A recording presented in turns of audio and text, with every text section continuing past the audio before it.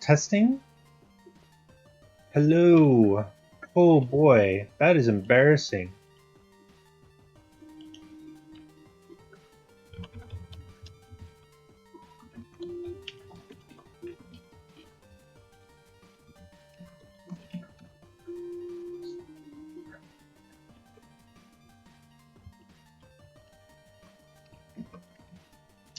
Okay, I've been talking for about the last 45 minutes, like a silly goose. But yeah, I've been planning. I'm gonna just go over what I've planned, and we'll kind of go from there. Just so that this is a stream, and I do apologize. There was so much more that I kind of discussed, but that's okay. We will go ahead and get moving. Looney, if you happen to be watching, do not worry. I have censored the stuff that has to do with you, and we'll just kind of gloss over that. But there's some good stuff, as you will see. All of it blacked out. All right, Monday game. Under Fandelver lies the abyss. So that's my school game, my D&D club at work game. Just some reminders: Zugtamoy, enemy, Aramaiko's prominent figure, mind players are coming to get you. Going to integrate a new player. Blingden Stone will be prominent. Introducing new player and NPCs. So going over the twin were-rats, Rediger and Heward.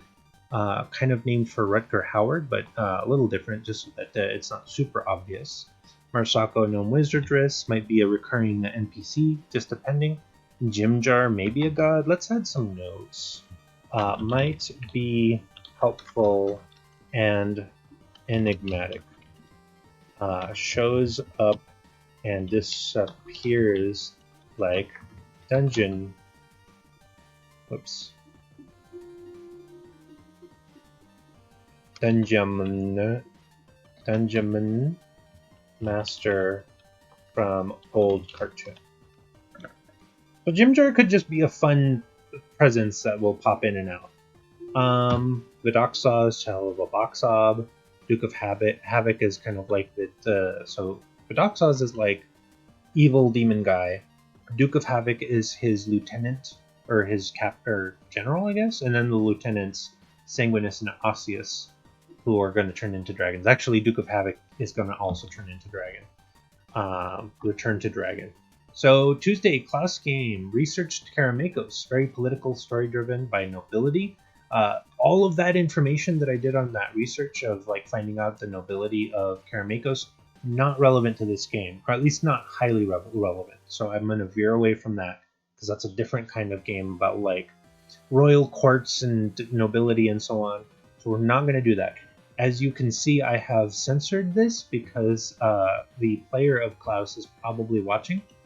And so we're not going to reveal any of that just yet. We will probably reveal this in another stream. We'll see. We segue neatly to Wednesdays. The opening game of Wednesdays, like, I know there's a name I have for it. Lost Minds, Fan,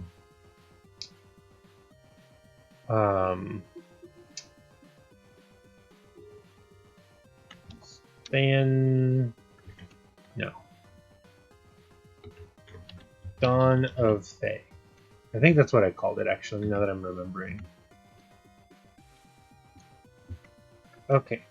Nearly finished with Dungeon on Floating Island. Boss fight, might get Lodestone, may get Airship. Learn about Past with Netherese.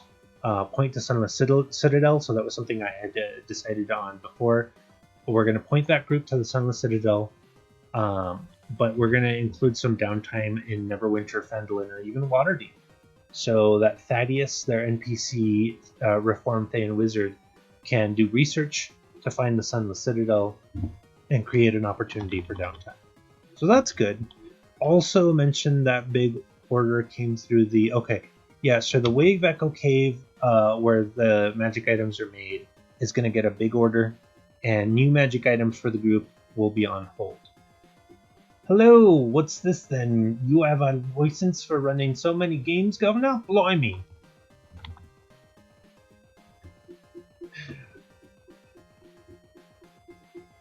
What? So the second Wednesday game, Dreams of Myth and Ultra Noir. So I don't know if Sojaro or the other people who are in this game are watching, but please do not watch. Please do not listen. This regards you. So the group's heading into the neighboring kingdom, which has been ruined by temporal issues. King has gone mad. People are under his yoke. Temporal issues have caused nightmare creatures to spawn at night, hounds of Tugdalos, dimensional ghouls, and night gaunts.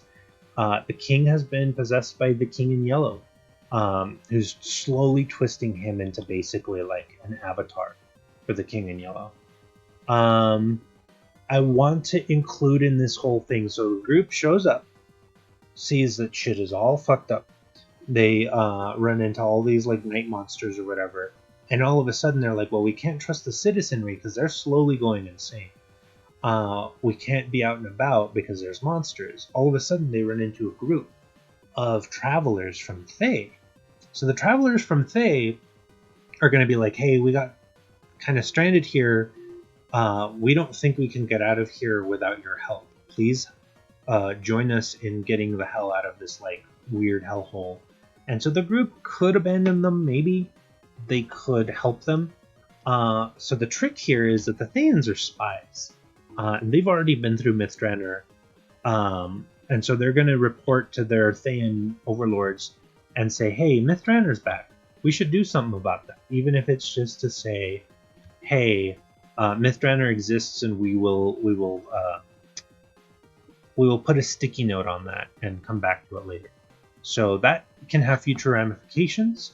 They may be ready allies in the moment because of weird temporal issues. The group is stuck and cannot deliver, so they're meant to deliver a message to Neverwinter. That's their legitimate job. See, one should never read random theater play scripts from the ghoulish section of ye old royal library. Look what happened to that poor king. I know, exactly right.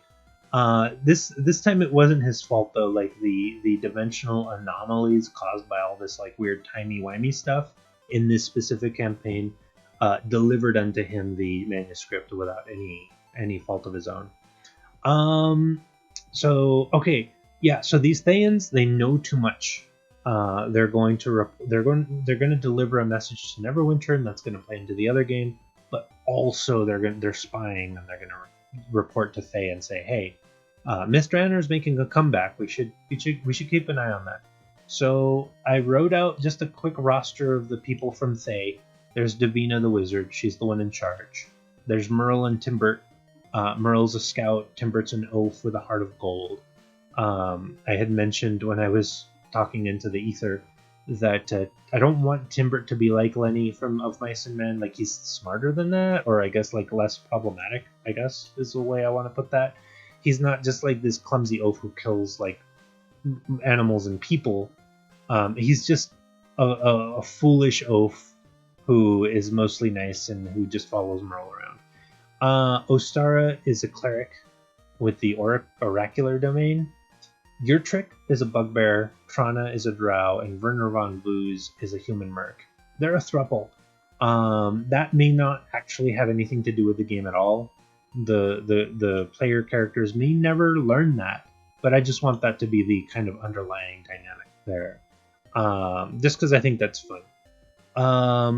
So this arc will end when the group travels into a demi-plane to fight a figment or dream of the Yellow King, to render it back to sleep and unable to act in this realm for another 13 years. So kill King, defeat Yellow Dude, gain loyalty of Kingdom. Let's just say kill Mortal King. Defeat Yellow Dude, gain loyalty of Kingdom. So Mythdraenor can absorb the people, let's say and or the land, as the group sees fit. Start of Mythdraenor citizenry may also draw attention of Zentarum, who had holdings in the City of Madness. Cool. Timey-wimey, you say? That means the doctor delivered the script, and I bet it was 9. Big ears used to do spicy things like that. Time wars will severely warp a man's mind. Well, yes. That was Eccleston, right? If I'm not mistaken. Although my Doctor Who lore is severely diminished these days. So for Thursday, War Drums, we've got a lot of stuff going on. So kind of a succinct Recap of everything is they're gonna fight Granite Hill Smash Fist Crush Boom Bang. Find out that he is actually halfling. They will find Daznalov in the mine, getting materials for town and to retrieve Shantico. Reveals Old One Shrine. Old One that created the rune heart, subtly manipulating things. If they find Daznalov, he releases the Gokwa, creepy snail, elephant, alligator. Gokwa is polite. They ask group to help revive the old ones, but fights a group if they refuse. Anybody who decides that they want to help the Gokwa are going to go mad and become NPCs, because that's just not cool. So the Gokwa dies, reveals that its blood can be used to write a book that contains the secrets of rune magic. What will the group do? They can write the book or destroy the blood. If they write the book, here's the pros and cons. Rune magic secrets, power, and can more efficiently destroy the rune heart.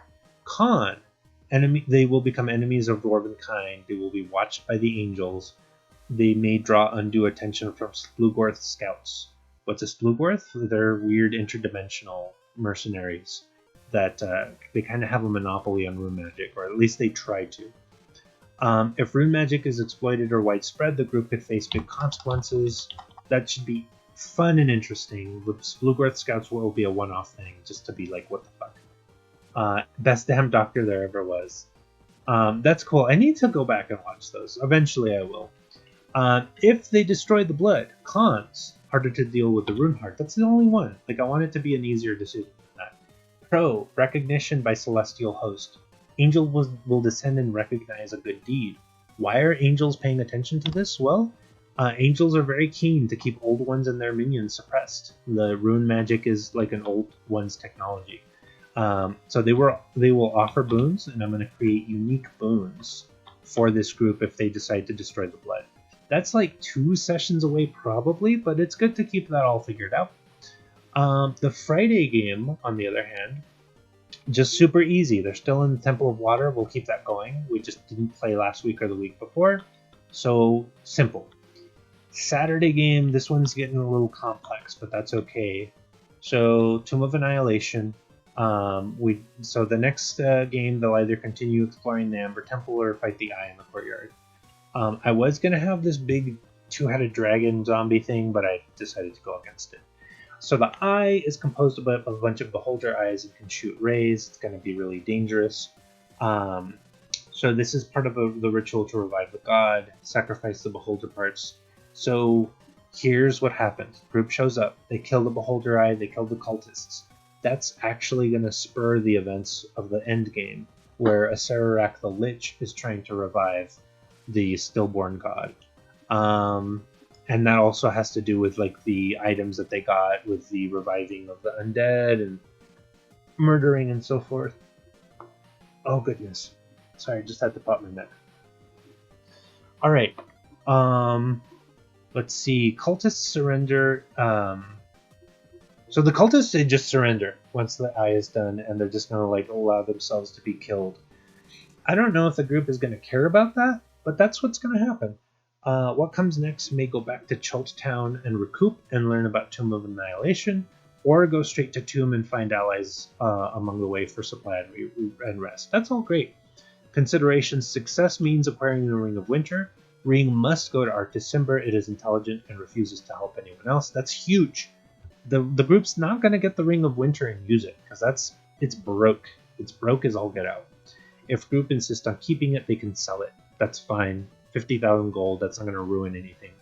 Arcus also is willing to trade. He has a dinosaur egg that the rogue ranger may want. It's a strange mutant dino, basically a Jurassic Park raptor with wings and can breathe fire.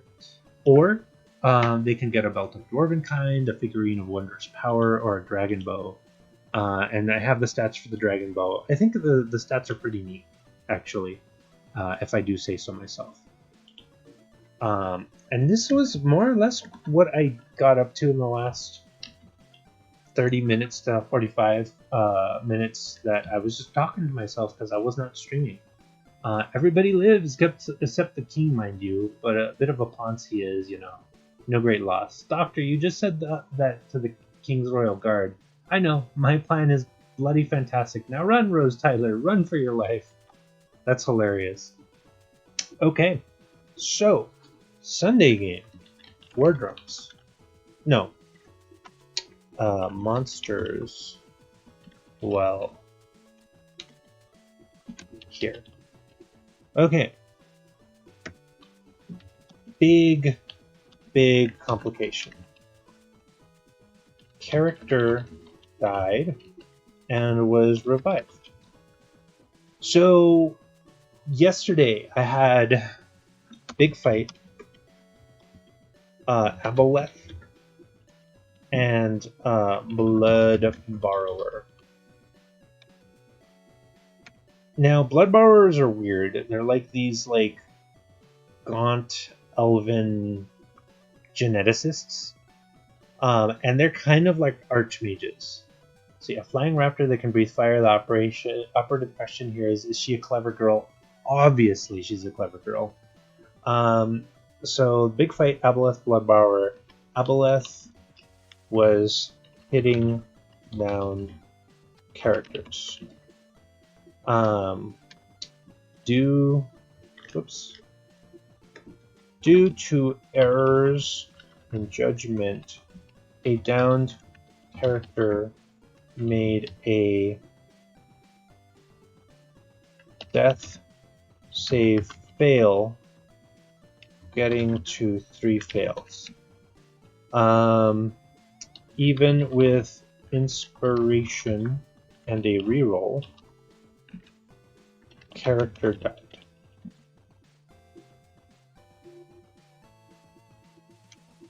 Ally revived with forbidden magic. So here's my conundrum. Here's where I'm not sure what to do. The death should have an impact. I don't know why my typing is like super slow now. Okay, so the death should have an impact.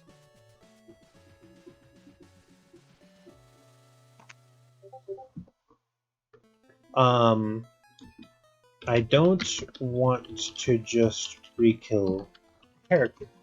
So what do? This is quite a sticky wicket.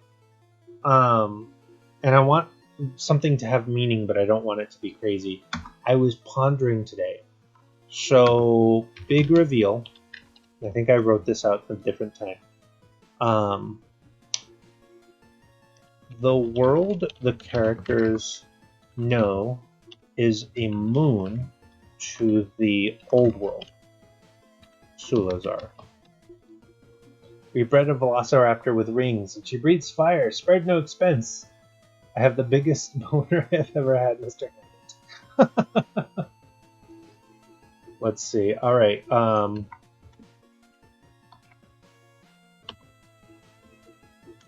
Moon was sent away by the real ooze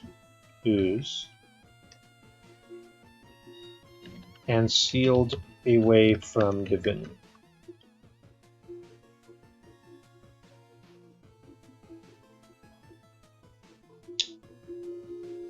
Let's see. Blood borrowers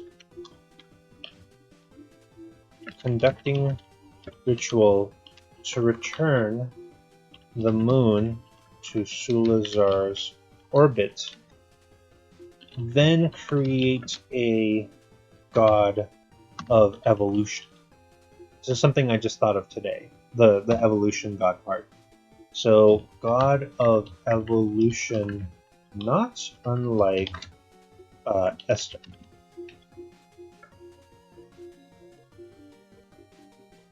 So this is what's happening. The players fought the Blood Borrower and Aboleth as they were starting the ritual to bring the moon back to Sulazar, which is like the old world. There's a whole thing going on.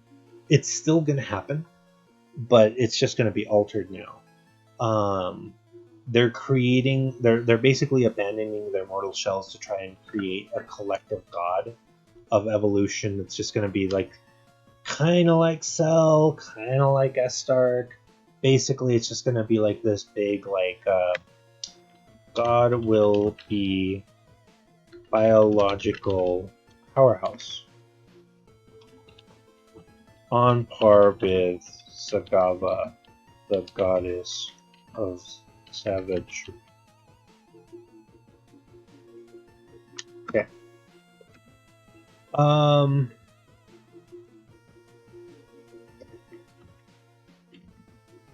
Evo God will also be enemy of who's. So there's a lot at play here. And this brings us back to stakes of character death. Question mark?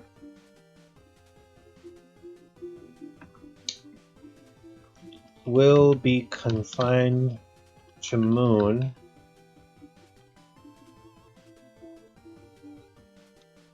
when characters decide to go to Sulazar for real.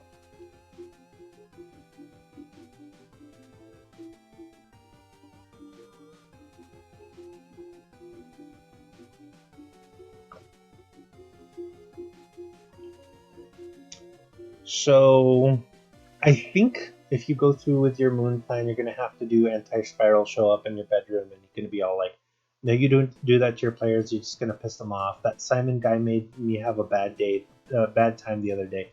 Yeah, exactly. I mean, I am drawing a lot of inspiration from Lunar, Silver Star, and Eternal Blue, where it's like, hey, guess what?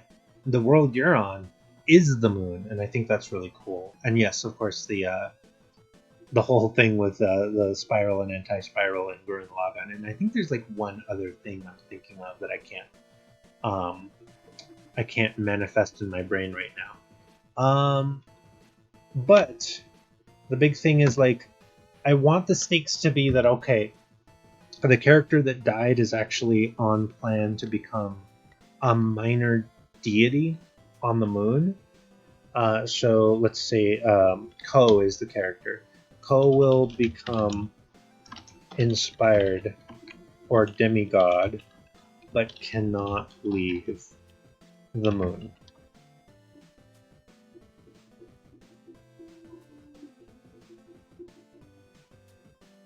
And moon formerly called Almodi.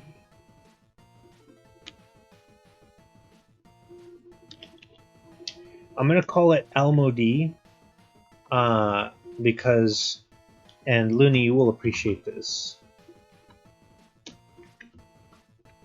Basically, Algol, whoops, Motavia Desolis. Almodi. Just as a nod to Phantasy Star as a franchise, but Almodi will be the name of the moon for Sulazar.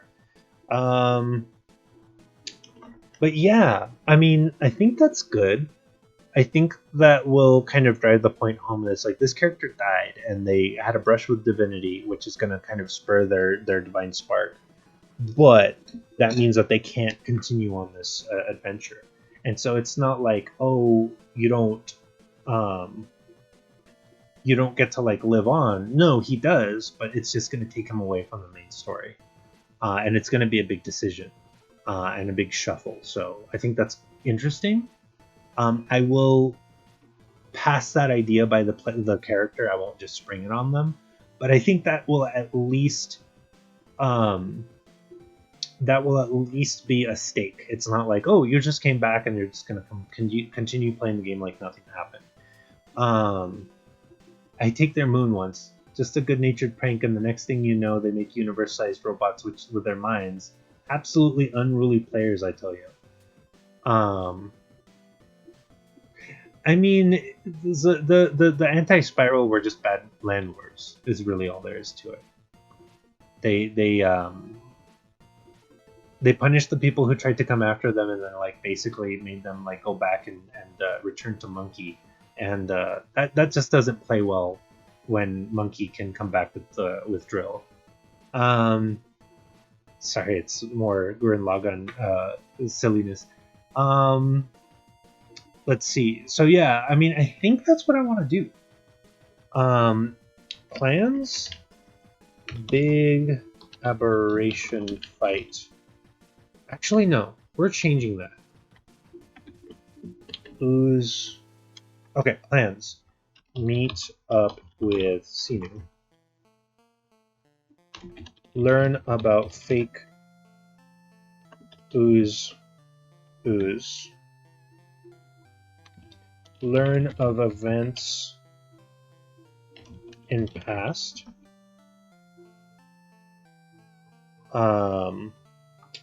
Moon crush was averted by true ooze.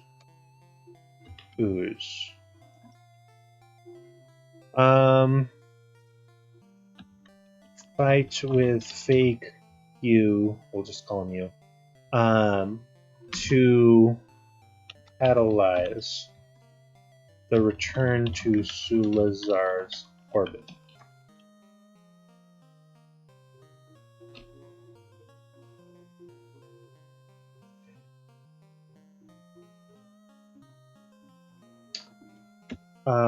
Destruction of Seal, keeping Almodi from returning, will require soul, so that's the blood borrower killed, and divinity returned. That may be ascension for Ko, as well as creation of Evo God. I absolutely love the Fantasy Star motif. Yes, just don't forget to do Le Roof at some point. And give him the French accent. Yeah, I know. Le Roof will be returning to the Algol system someday in the next 1,000 years. Let's see, as well as the creation of Evil God. Okay, so I think that's good. I think that's a good framework for what I want to do. Let's just kind of take a moment to codify. Fight with fake you.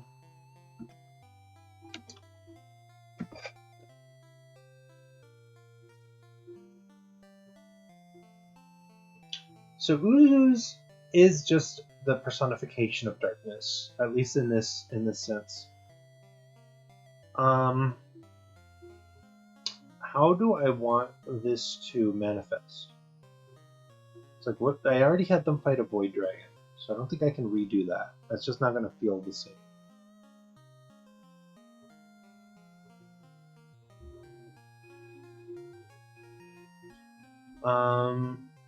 They're gonna fight a modified Deweyplex, a shadow ooze god, and I think that's gonna be a little bit more impactful.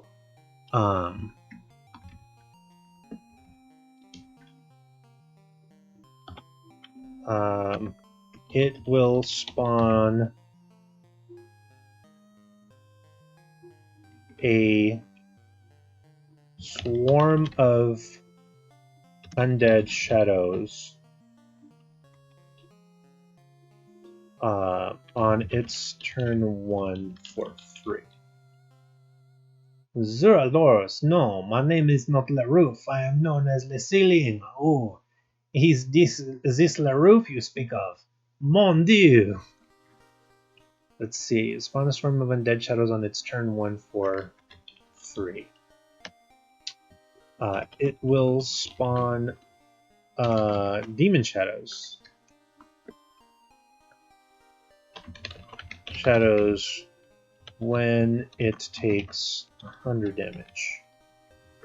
It will spawn one Night Lord, or no, Shadow Nightwalker, Shadow Walker, Shadow Walker.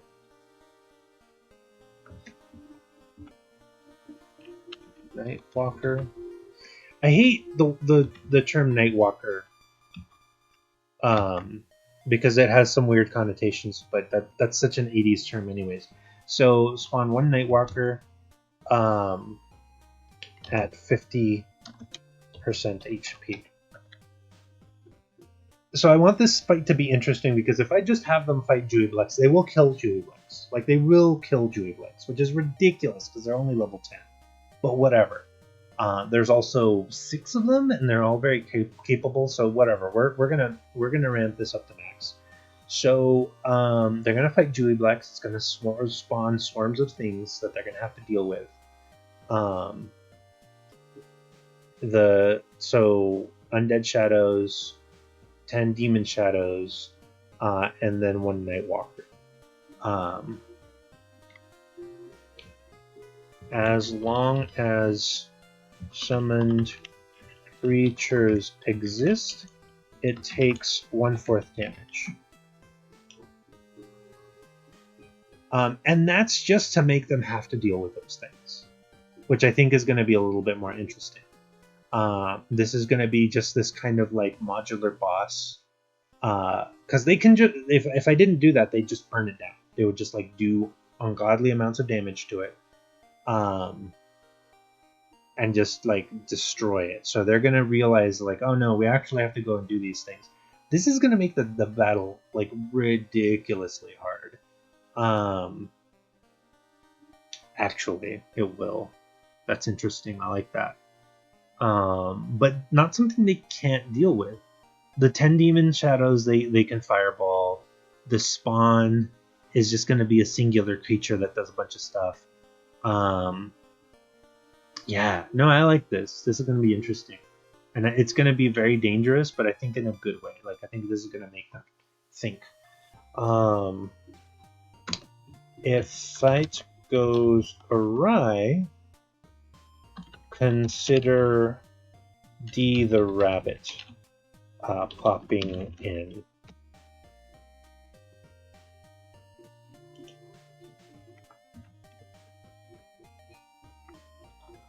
Okay. All right. So I think we're good. I think we're done. I think that is a proper amount of planning. You all were not present for me like writing out most of this stuff. But that's fine. I just read over it, and there's some weird inner thoughts that you weren't privy to that I'll probably go over when I do this again next week. But anyhow, there we go. We have a suitably planned for our next 8 games, and hopefully we'll get to play them all, and that will be fun. As always, make your demons bleed sticky, corrosive tar that's also poison to make your players think twice about melee. That should be fun too. Maybe I'll do that. I think that might be like too mean, but also like I've got a bunch of players who are like super ranged attackers, and that like I want to make them sweat more than I want to make the meleeers sweat, because the meleeers is going to get torn apart. Anyhow, one last thing. I'm going to open up to Q&A. Let's call this my Q&A segment. So if you've been watching, if you've been paying attention to all of the different plannings that I have, I'd like to open up to questions. So do you have questions about the campaigns that I've been planning? Do you have questions about the fact that I run 8 games and how do I juggle that? That's usually a question I get. Do you have questions about Dungeons and Dragons in particular? I am here to answer your questions, whether it's lore, whether it's rules questions. Please, I would like for this to be your opportunity to ask.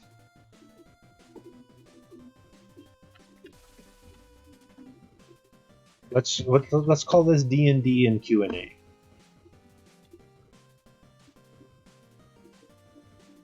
It's a lot of ampersands.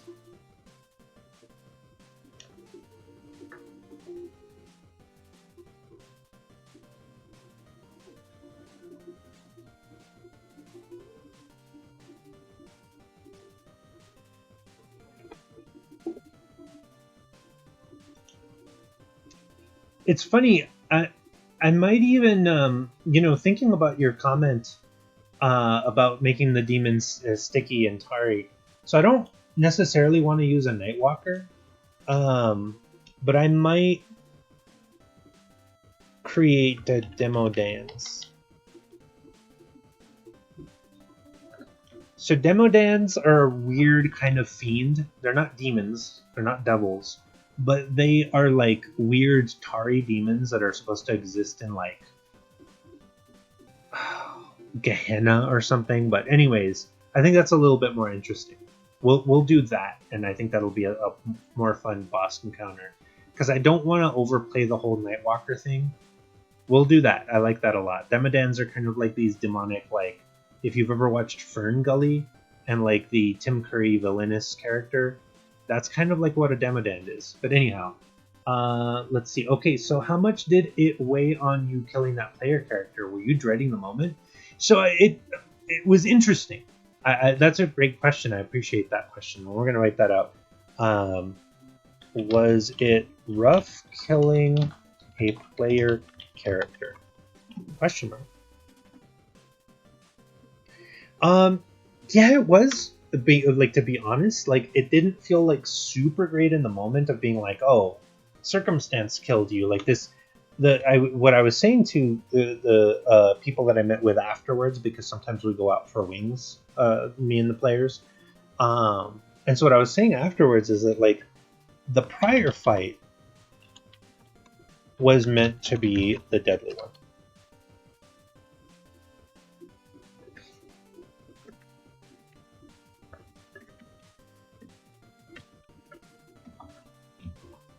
So I had this whole big void dragon fight that was going to be like, okay, this thing's so dangerous, you need a god to help you fight.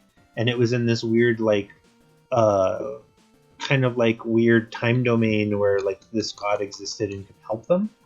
But it was very real, and they had to fight this big void dragon. And the void dragon was like, if any of you reach 0 hit points, you're not only dead, but you're like super dead to where you can only be revived with a wish, like a super, like the most powerful magic. Truth be told, I cribbed the tar idea for Monster Hunter 4's Final Hunt, minus the poison. Gog Mazios is a bitch of a fight with a full party, quadruple for soloing. You know, maybe you keep giving me ideas. Or Gog. Whoops. Gog Mazios.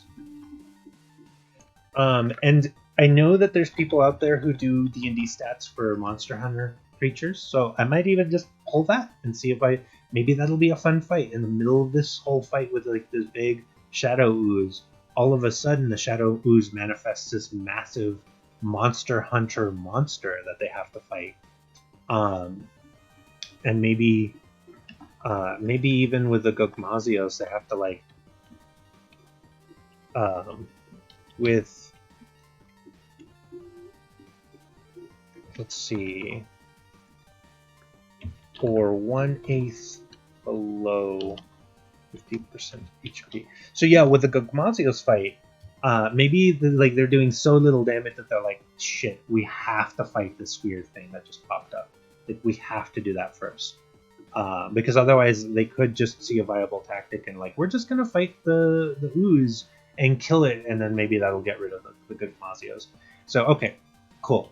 But sorry, to go back to your question, yeah, it was a really weird. So the pyre fight was meant to be deadly. Void Dragon could have perma-killed.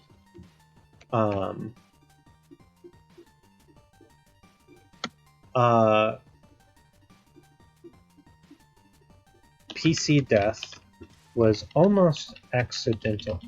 And so what had occurred was that a bunch of the player characters were like, oh, so-and-so is at 0 hit points, we can revive them. That's Ko. Ko's the character that died. Ko's at 0 hit points, we can revive them. No biggie. Then all of a sudden, one of the enemies hit Ko, basically hastening the death process. And then Ko made a death saving throw, which basically death saving throw is like best of 7. If you get 3 successes, you are stable. If you get 3 failures, you're dead. And so he was sitting at 2, made a saving throw, and failed. Someone was like, hey, re-roll that with one of my inspiration points. So he did, still failed. So we're like, okay, that character's dead. One of the other characters had the magical ability to revive. And so they did that. But that's why I had the whole like, hey, I really want to figure this out. What's the stakes of this death mean? And if they can just revive people who are dead, what does that mean? Like, why are the stakes, like, why is there drama and tension if they can just bring people back from the dead? So I'm gonna I want to introduce death penalty.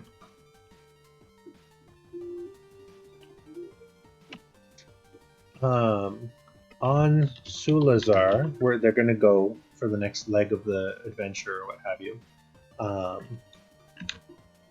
Zagava has domain over death. Actually, no. Shoot. Yeah, I'm going to say Zagava does. So, revived Zagava has domain over death. So Zagava is like the goddess of savagery. Will test the dead to be revived. If they fail, they must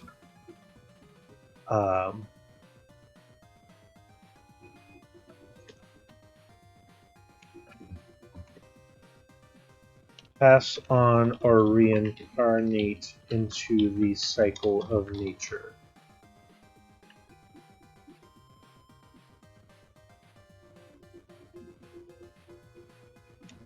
This test takes 1 lunar cycle.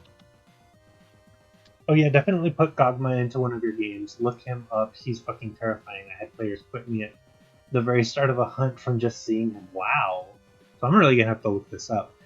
But so if they're on Sulazar and they bring someone back to life, they have to wait 1 lunar cycle for that to actually succeed, and then that's going to be either like a separate thing or a series of rolls so that they can succeed and come back. So they can come back, but it's just going to take some time. So that's going to require the introduction of another character. I think that's at least going to make it more interesting. And there's always a chance that they just fall back into like some kind of reincarnation cycle, and then that's that.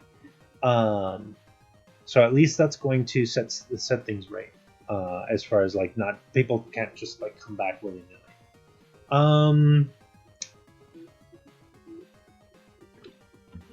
Can petition Zagava once,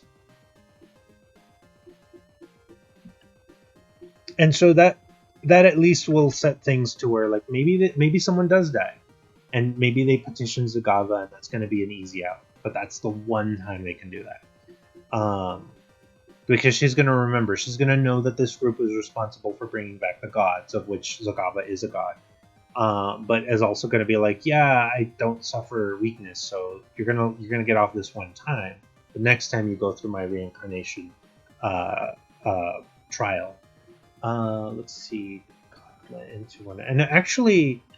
on Sulazar and Almodi, if it is returned.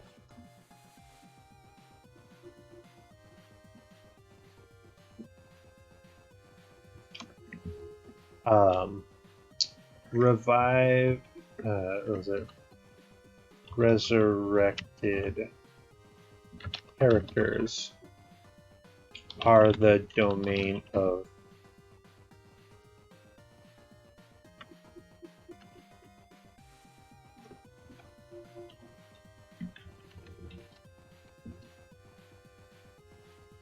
Cool. All right, that's cool stuff. I didn't even think about that, but I think that's a fantastic solve for that whole issue. So cool. I think that does it for today. That actually put us into the 45-minute mark, which is fantastic.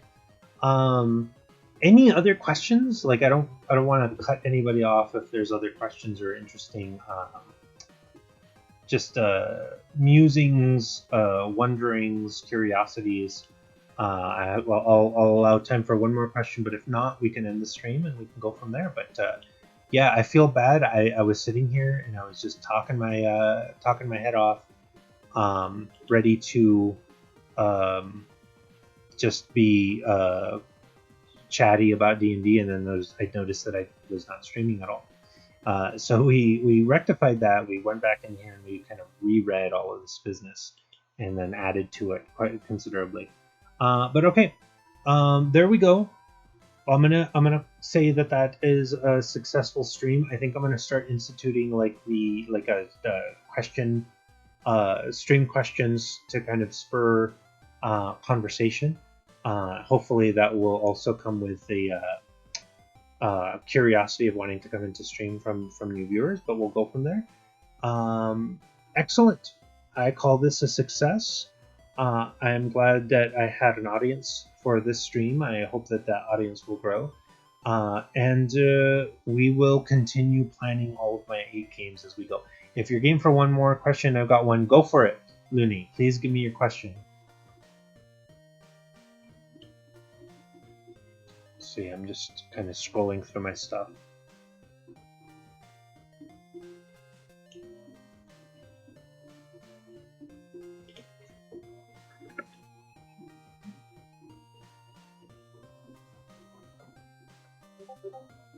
And regrettably, there's a significant time delay from when I ask a question to when I actually get it.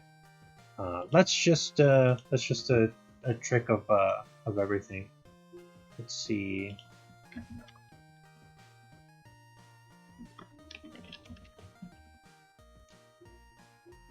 All right, sorry. I'm just while I'm waiting for the question, I am making sure to check on a few things.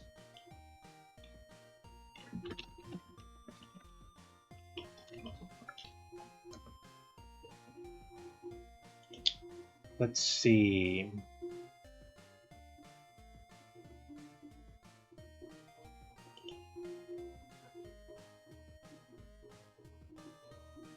Pardonnez-moi s'il vous plaît.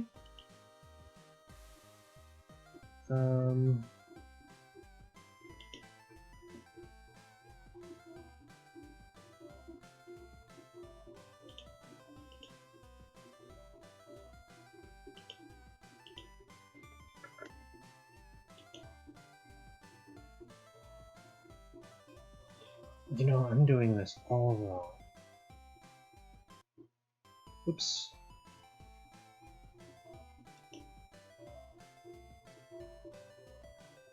By the way, the music I'm using is an 8-bit fantasy adventure soundtrack. Hopefully you like it.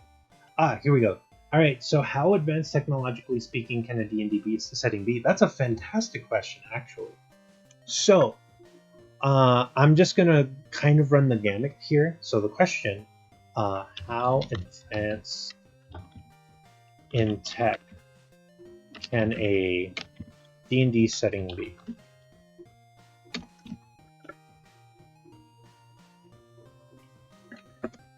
So we're just going to answer this kind of succinctly, but you've got your settings like Greyhawk.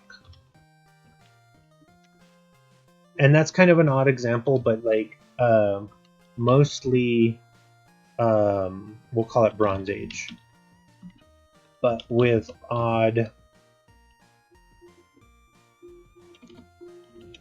tech sprinkled it.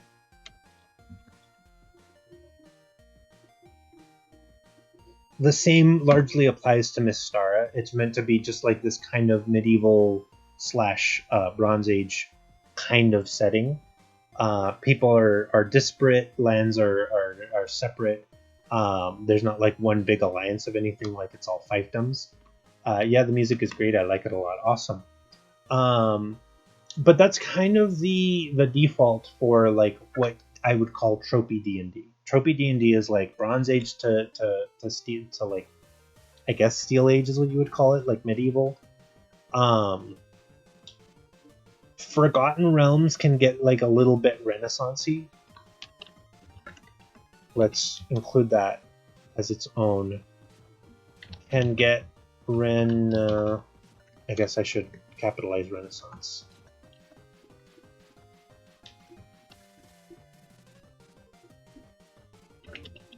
Let's call it Renaissance-esque.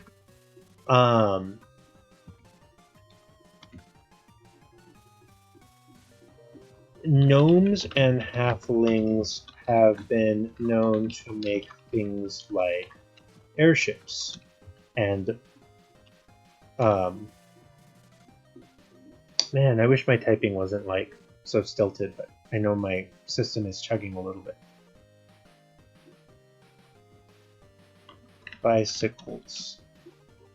So yeah, the Forgotten Realms is this real grab bag of like technology. When you get into Waterdeep, which is like the big metropolitan area, it has this like variety of technological wonders.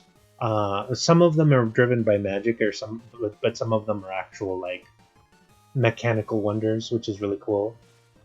But that's just another example. Eberron is like almost the opposite. Magic is technology. So in Eberron,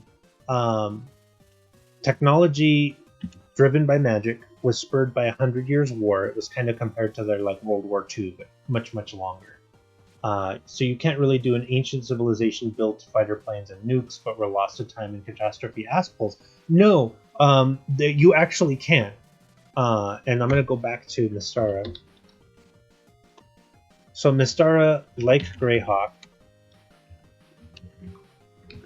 but also the past, future, question mark, of Blackmoor.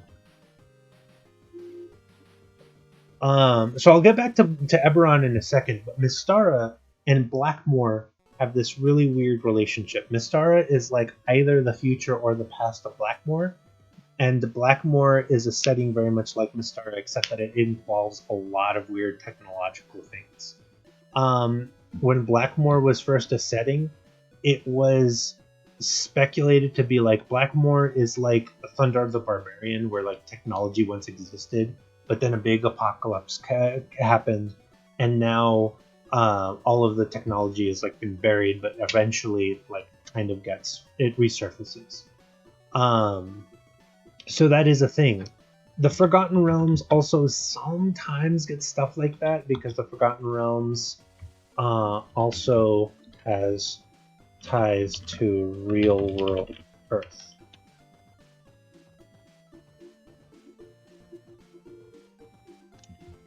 Sometimes tech bleeds over.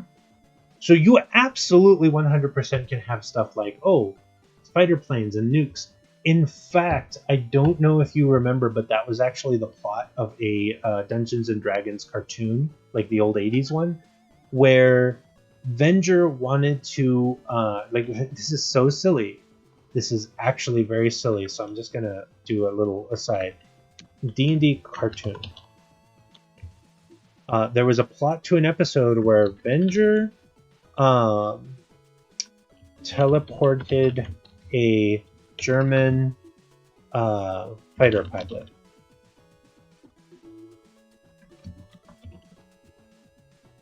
From World War II.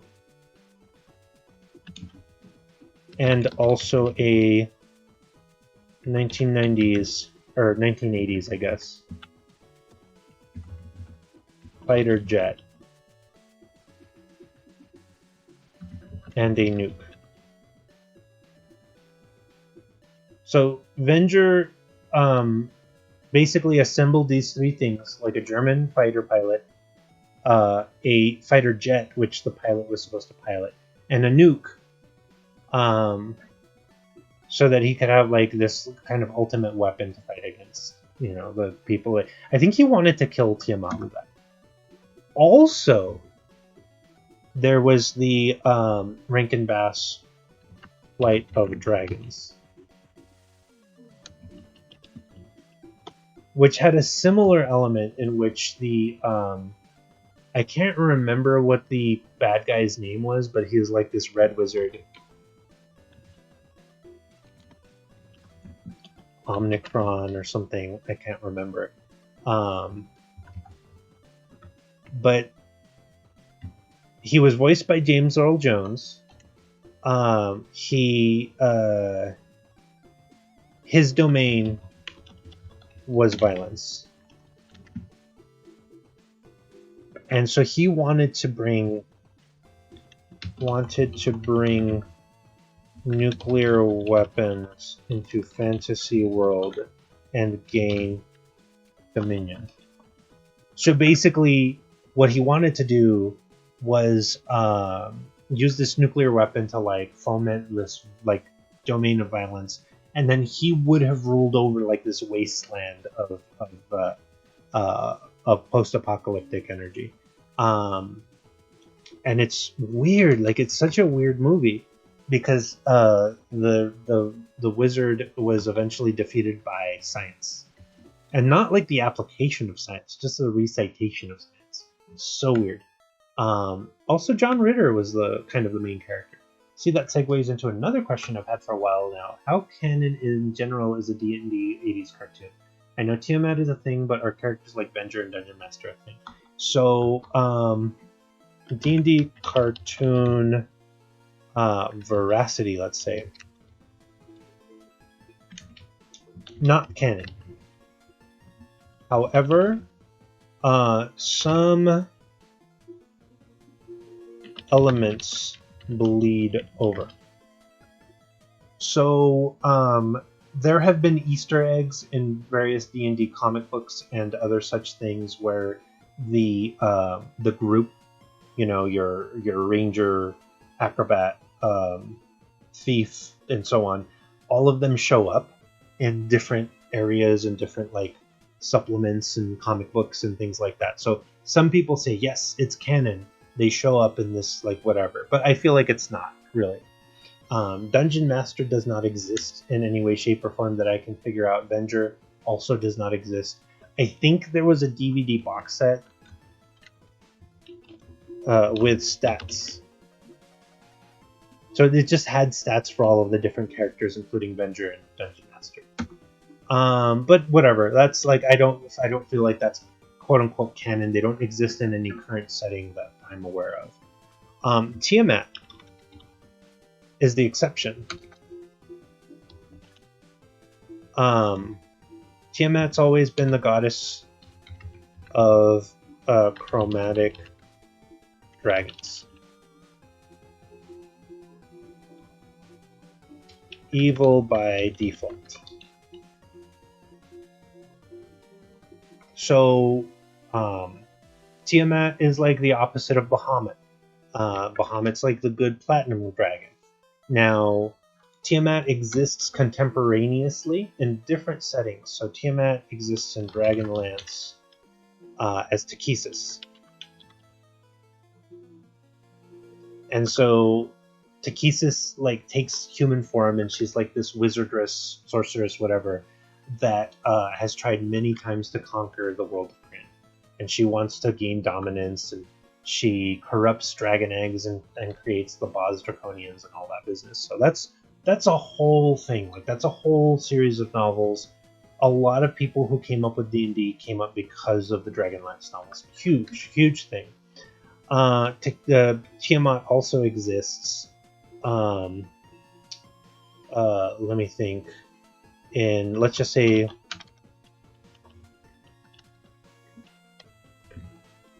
Forgotten Realms and other settings, just as Tiamat, stuck in hell, and she's just the Queen of Dragons. Hey, yo, hold up, Tiamat is sentient? Jesus wept, that is terrifying. Yeah, so, D&D cartoon, big, dumb. Oops. Tiamat.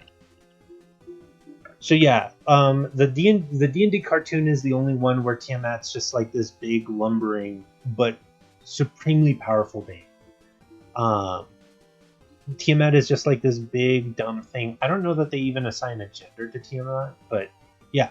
Uh, other than that D&D cartoon, Tiamat is like this devious, dangerous, savage queen of dragons, and not to be trifled with.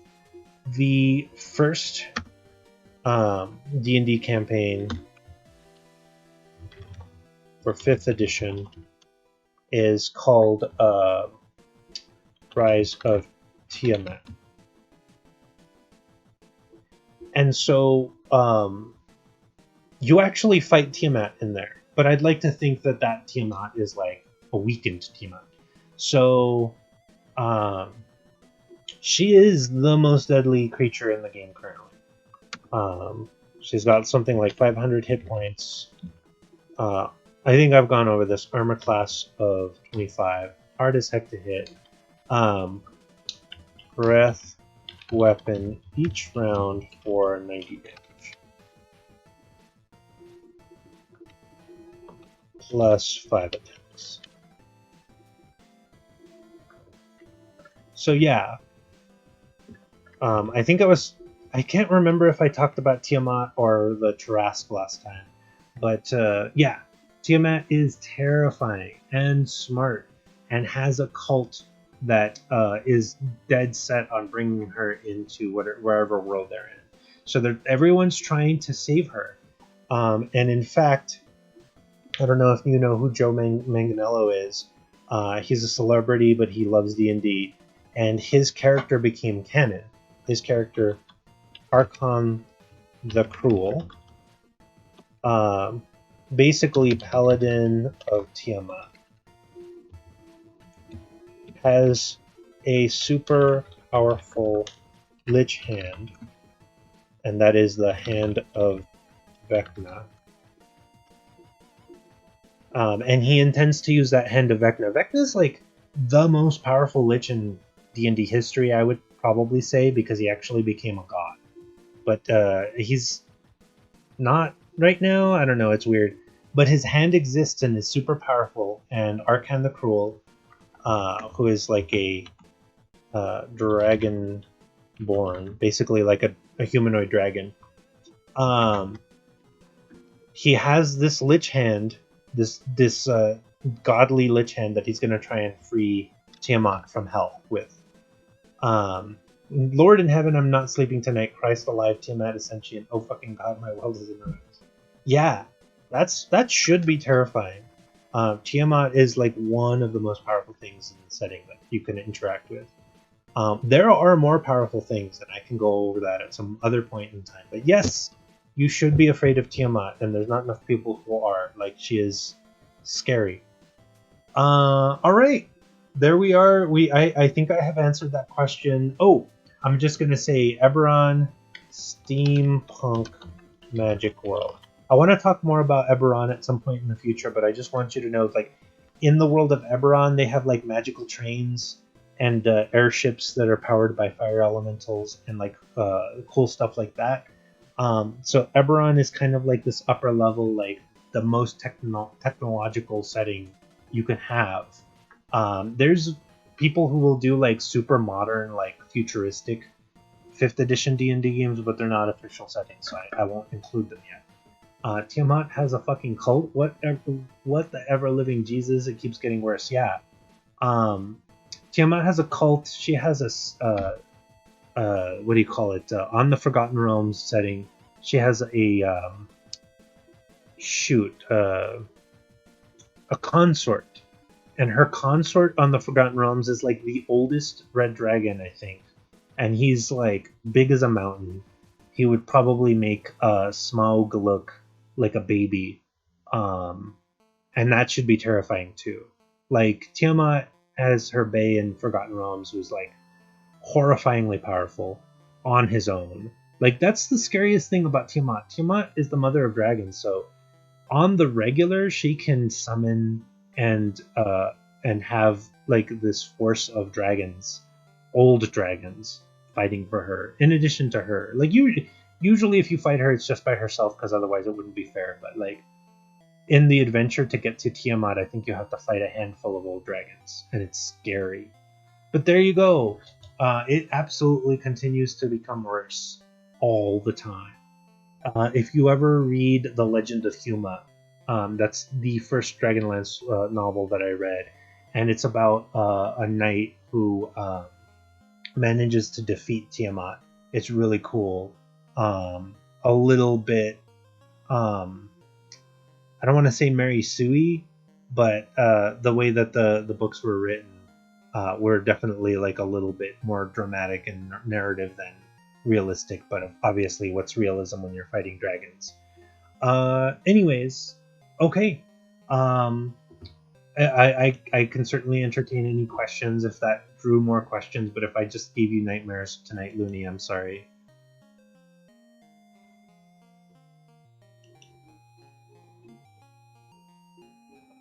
If anybody else watching happens to have a question, now's a good time. But otherwise, I think I'm going to go ahead and close things off here in a few, minutes, just to cinch things up. But here we are. We actually have hit a little over an hour, which is good. That's actually what I was more aiming for on the time frame. But we should be excellent.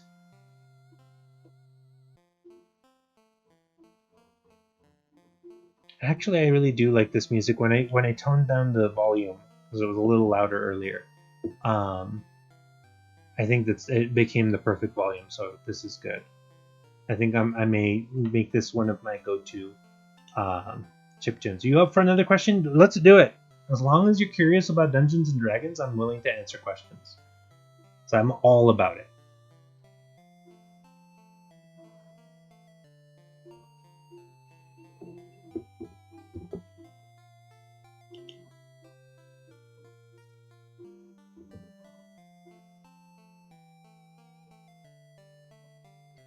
Because this is like the next best thing to like talking to you about D&D in person. Because like I know I'm gonna talk.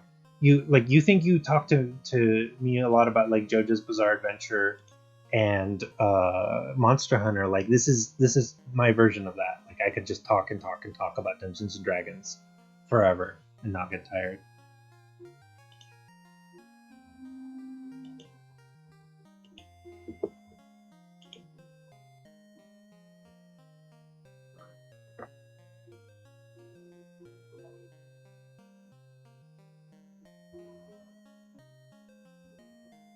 And by the way, just to fill the dead air, I did play just a teeny tiny bit of Aria of Sorrow yesterday, and it was great.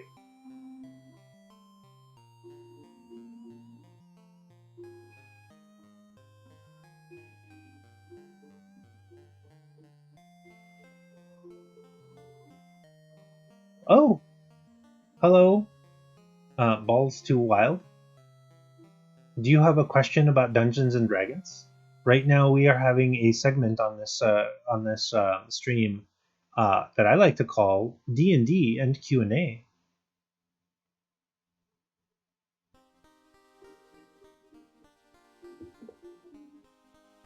All right, so I want to know what's the details on the dragon figures you sent me. I've been meaning to ask, but I'm old and get distracted easily. Looney, can I bug you to, because my memory is kind of shoddy these days. Can you send me a picture of those dragons so that I can accurately tell you what they're all about? Oh shit, I'm in. All right, Balls to Wild, give me your question.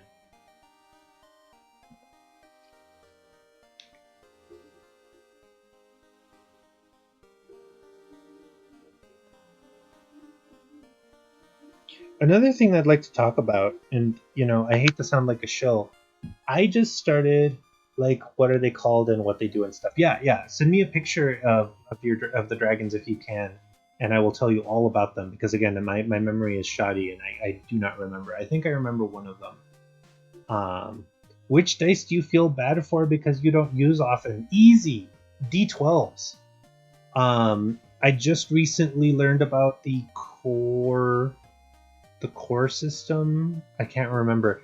Anyways, they so there's a company that's making a role-playing game for the Netflix show Dragon Prince. By the way, Dragon Prince, quality show, fantastic. I have some quibbles with it, but that's something I can talk about on a different day. But Core 12s, yeah. But the I think Cortex system, I remember now. It's called the Cortex system that they're using for the Dragon Prince role-playing game, among other settings. But the best you can roll in that is a d12, and I think that's fantastic. I'm keen to learn a little bit more about it and run a Dragon Prince setting game so that I can use my d12s a little bit more frequently. What does the inside of a beholder smell like? Terrible. Does that answer your question? I also imagine that the inside of a beholder smells like nightmares, because beholders, if they dream of other beholders and make them real. That's why they try not to dream. All right, give me a few seconds and I'll send you a pic via Twitter. Yes, but that'd be perfect, Looney. But yeah, the inside of a beholder, I wouldn't imagine it smells very good. But again, if nightmares had smells, that's what the inside of a beholder would smell like. More to your point, not to be like a silly dad joke. It's terrible, yeah. But yes, beholders apparently have like dream engines inside of them that can make dreams real. Like my grandmother smells. Oh, that's not very nice. Unless your grandmother's a beholder, in which case I feel baited. But that's okay. I can put up with it just as once.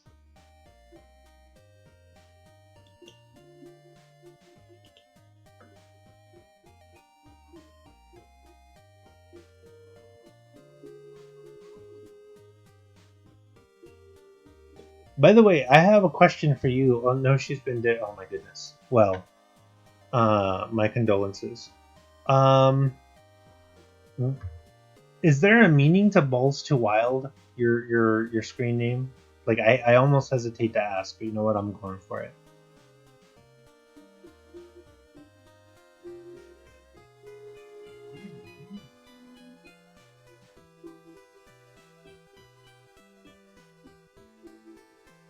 Alright, so I'm going to look at the pictures that were just sent to me so that I may evaluate and respond.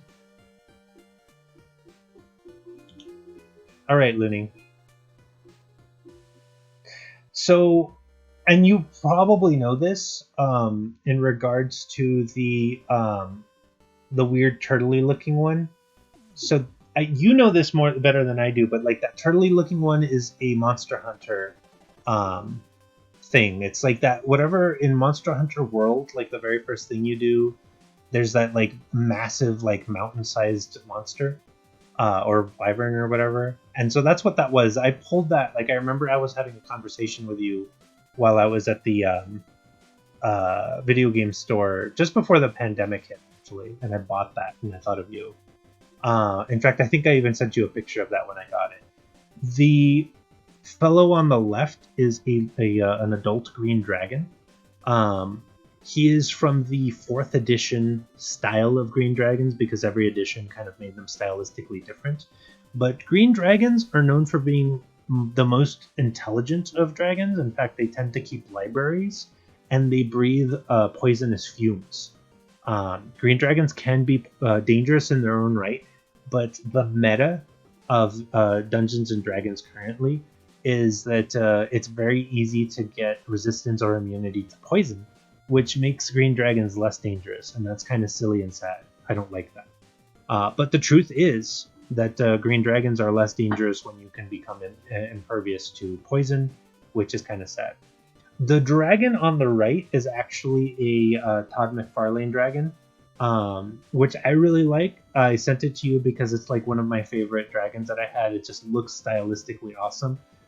As I notice, you have his head kind of like twirled upwards because somehow or another he's supposed to be more upright. But if you keep his head like aligned with like the colorations and everything, he looks like he's askew.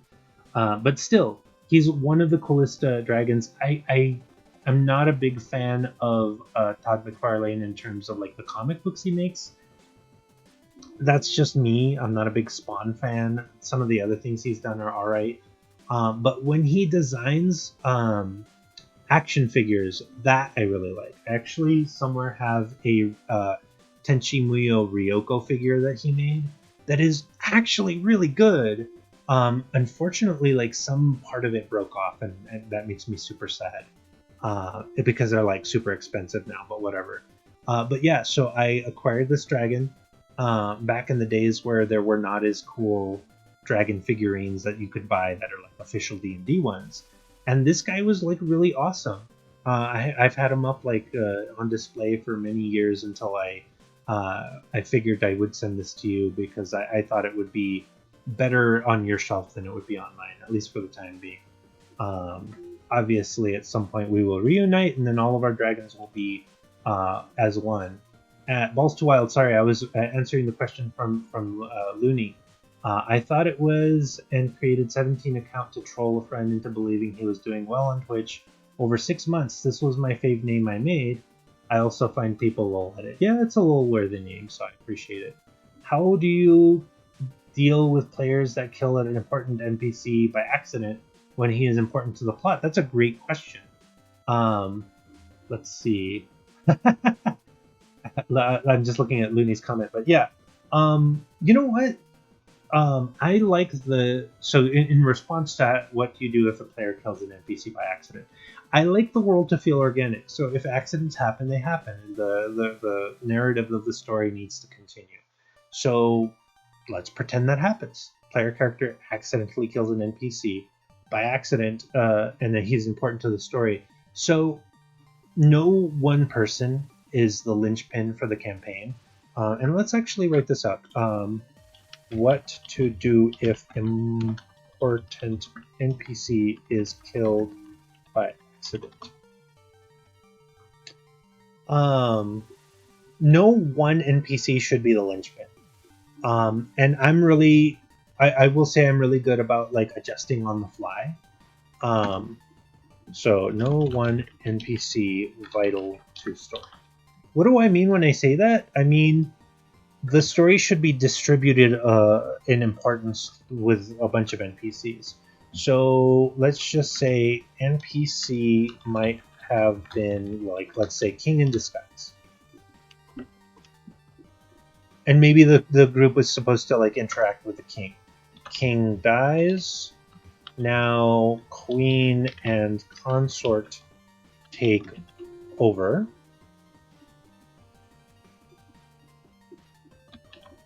And consort is secretly evil lich. And so that doesn't necessarily derail evil itch. That's funny. That doesn't derail the campaign. That just changes it. So now it's a complication. There's no campaign stopping moments. There are just complications. Let's pretend that was just one example. Let's say NPC was quote unquote chosen one. Was going to defeat great evil.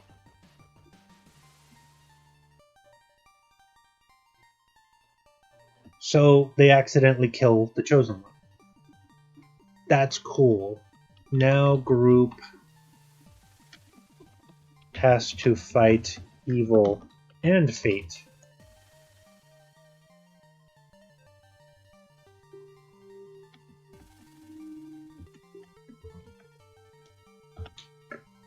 So there's several ways to do this. Maybe the group is like, oh hell, we killed our one chance of defeating the evil. Maybe they actually have to just rewrite prophecy. They have to be the ones to break the cycle of destiny. That's going to be more difficult than if they had the chosen one, but it's still fun.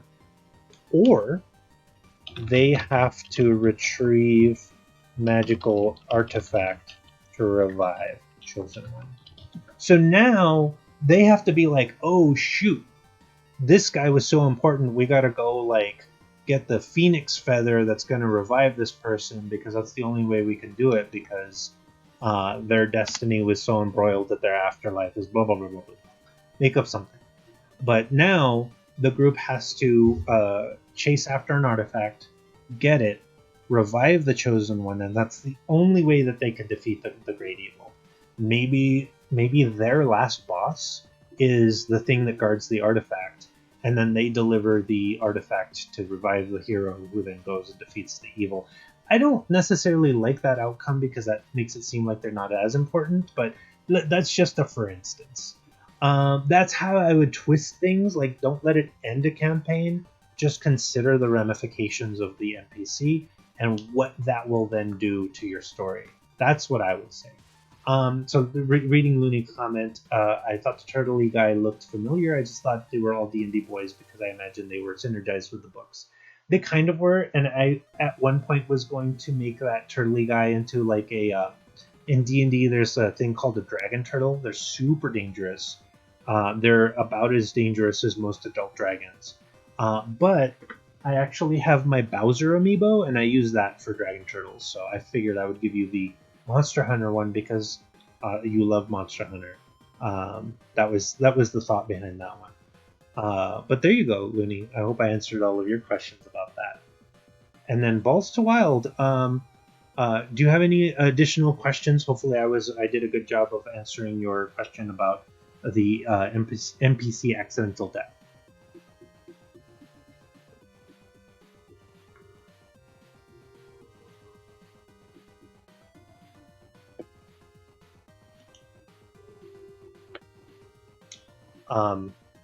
And Balls to Wild, I hate to sound like a shill as I did earlier, but if you're enjoying this channel, throw me a follow. That's just a little ask I have. I'd love it if you came back on Mondays and continued witnessing me planning for my games, and also any questions you have. I'm super happy to answer. But yeah, feel free to ask more questions. I thought we were going to end this stream about 20-ish minutes ago, but this is the most engagement I've gotten on this Monday stream so far. So I say let's keep plowing on. In fact, you ask your question, Looney. If you have any additional questions, that about covers it. Love, yes, thanks. Okay, fantastic. But I'm gonna go get some water real quick while questions are asked. I'll be right back.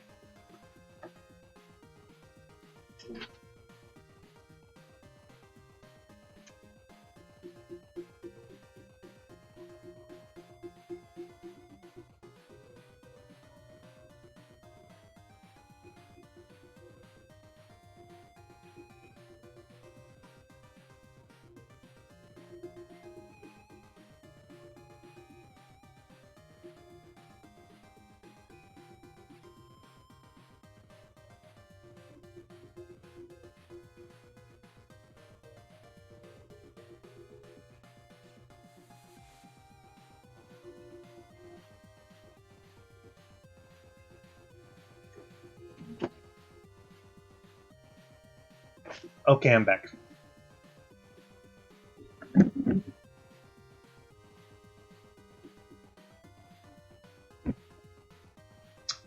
Man, now that it's payday, one thing I've been severely lacking recently is beer. I'm gonna have to buy me some beer. I have player Dragonborn Bard. He was getting Edgelord, always playing Gut.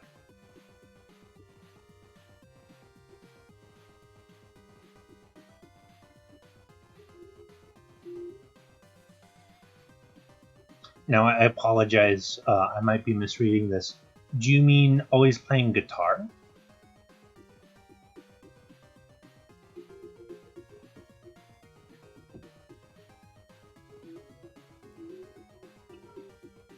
Also, this sounds like I broke it in game and replaced it with a cello. Oh, interesting.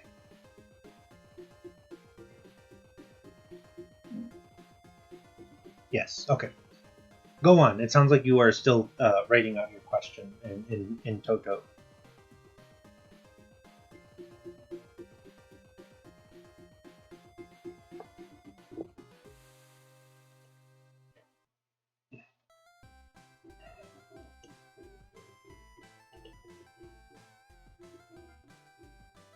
I want it to a magic item.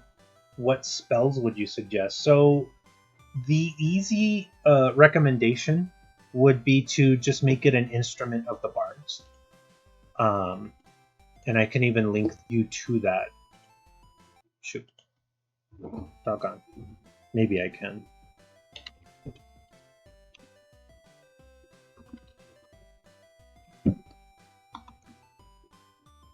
But there are a lovely selection of Instrument of the Bards that you can give to your bard.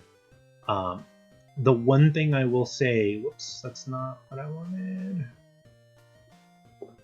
The one thing I will say about it though is that it is kind of powerful. It gives your bard a lot more things to do. But at the same time, like if you pick the right one, it shouldn't be as disruptive.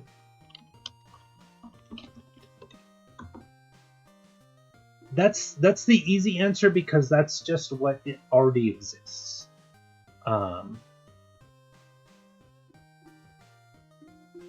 And so that's just kind of like a, oh, here's a thing that I can point you to, and that exists, and that is kind of easy to use. What level do you introduce magic items? You know, I just try and feel it out organically as far as magic items. Like, I don't try and give out like super duper powerful things, but like once they get into about the level 7 range, I might introduce an artifact if I just feel like it, depending on what the artifact is. I have a group right now. Obviously, I have a lot of groups, but I have a group right now that are like level 10, and they have like a flame tongue, sword, and a staff that lets the sorcerer get like 10 hit points with every sorcery point used, and it's like it's all kind of crazy. But more to the point, what I would suggest is like don't give out too many magic items until you're more comfortable with the rules, because magic items are like an easy button on the game. A lot of the game's mechanics assume that your characters get no magic items, so that magic items then become a really poignant, powerful thing. So don't feel bad if you don't give too many out, but like I would maybe give out like handfuls of like +1 and +2 weapons, and maybe a few interesting baubles. But regarding the idea of like your cello, it's interesting, but it sounds like you want to go for like kind of an El Kabong situation where he like hits someone with the cello and like does a lot more damage. So let's just call it Cello of Smiting. So it is a wondrous item, rare, requires attunement by a bard.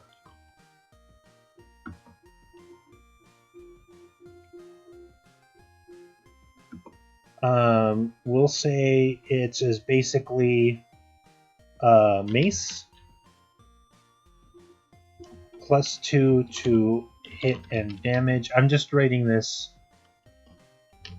like very simply because I don't want to like write all of this out.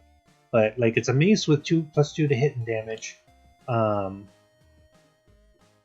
Can use a bardic inspiration to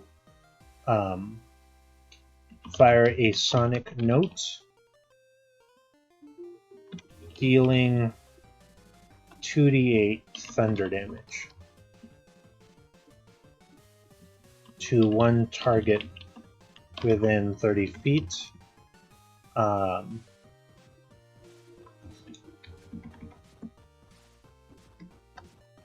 To make a spell attack to fire. So like your bard would make a spell attack, fire a sonic note, deals 2d8 thunder damage to one target within 30 feet. Can use as action and or bonus action. So if they really wanted to, they could do it twice. They would use their bardic inspiration. A lot of bards don't use their bardic inspiration for what it's meant to, which is bolstering their allies, but rather they hold on to them, forget about them, whatever. This is a good way to make those bardic inspirations really sing. See what I did there? But then that's not all. Let's see.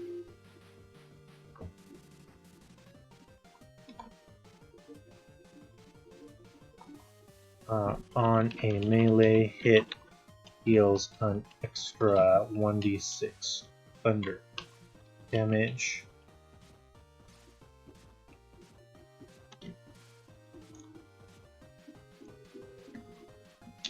Actually, let's change this because it's smiting. On a melee hit, can expend a spell slot that deals 1d6 extra thunder damage per level of spell. And because bards get like some hella spell slots compared to paladins, that feels a little bit more reasonable. It's 1d6. It doesn't do like extra damage to fiends or undead. You might decide to sack a 6th level spell and do 66 damage on a hit. Not the most efficient use of your spell slots necessarily, but man, that could pack a wall. The Thunderstruck Cello of the Gods.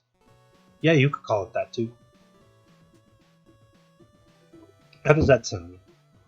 And see, I'm always doing this. I'm always making up items on the fly. And I like doing that because it feels more organic. To like think of like a concept for a magic item and then fit things around that concept. And usually I try and tailor them specifically to a character if I have that in mind. So like this is perfect, thinking about a bard and being like, well, what do we want to do? We want to do this. Would this character like this item? Probably.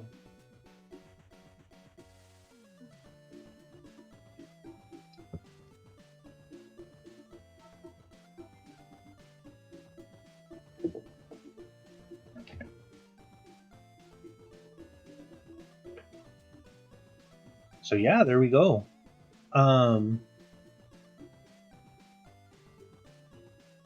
Hopefully I have answered your questions to satisfaction.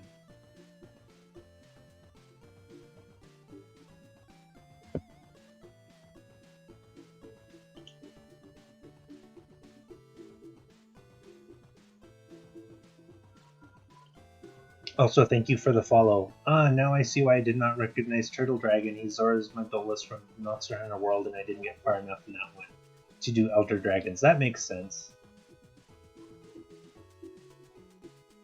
He was that big, beefy dragon.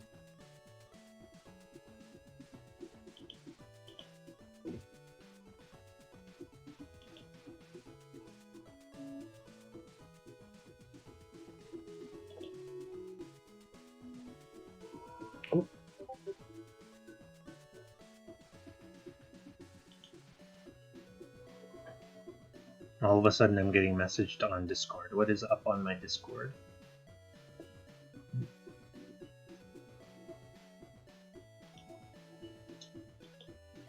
I just got tired of him saying I walk away and sit in an alley or under a tree and play an emo song to myself.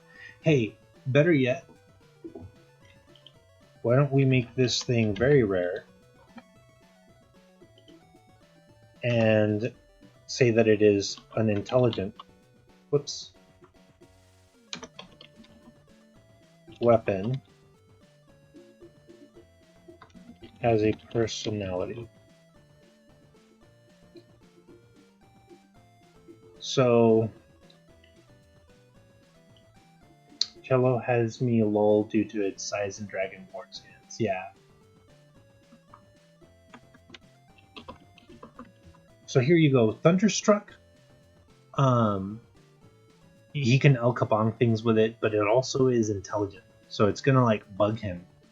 I don't know if you've ever seen like Vampire Hunter D. You know, anytime that there's like something that bugs the main character that's like, oh hey, I'm gonna like what is it? Shadows of Dark? What is that? Shadows of the Damned. Like the dude has like a talking gun, and the talking gun always gives him shit. Like make him want this item, but then make the item talk to him and like drag him into the story. Maybe the item is like, hey, I call out to that lady who's just passed by, and all of a sudden he has to deal with that. Or maybe the Thunderstruck is like, I know intimate information about the the quest that you have, but I won't tell it to you until you take me to a cello shop. Yeah, like Kill la Kill, exactly. Make it an item he can't refuse. Make the item be a part of the story in a way that he can also refuse.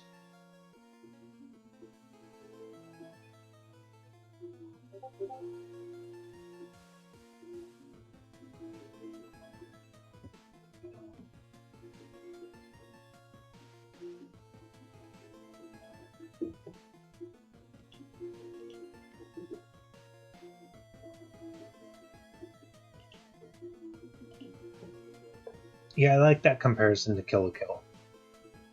I kind of feel like I like Kill la Kill, but I kind of feel like towards the end of that story they really dropped um, the whole thing with the cloth being like intelligent. No, that's fantastic. Feel free.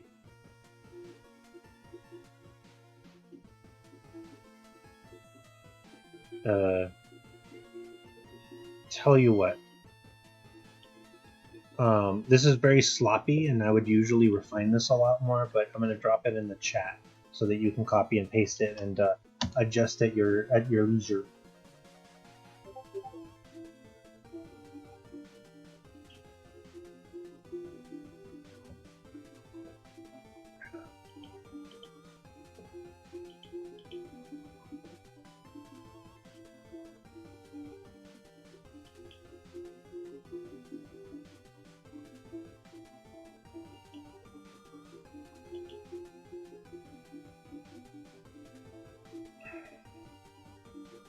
All right, this has been a very productive stream. I plan to do like 30 minutes, and I'm already an hour over, which is fantastic. It's a good problem to have.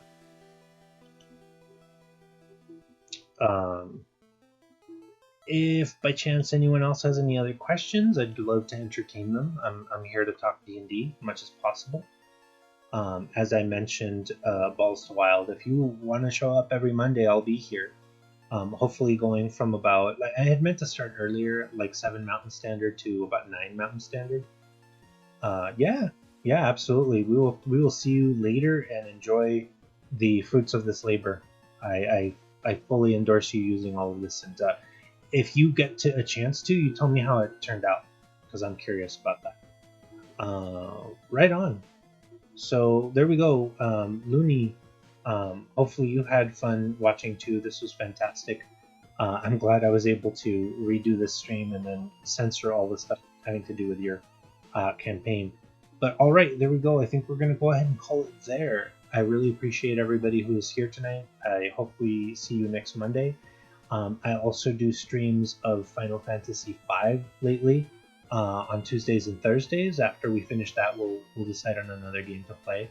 But yeah, we're generally doing Tuesdays from about 8 p.m. Mountain Standard Time to 10 p.m. Mountain Standard Time. I'm probably going to redo the calendar soon. Thursdays from about 10 Mountain Standard to midnight. A little bit later. I might revise that. I don't know. We'll figure it out. All right, y'all. Thank you so much for indulging me, for being here, for being awesome. And remember, I play and plan games for you.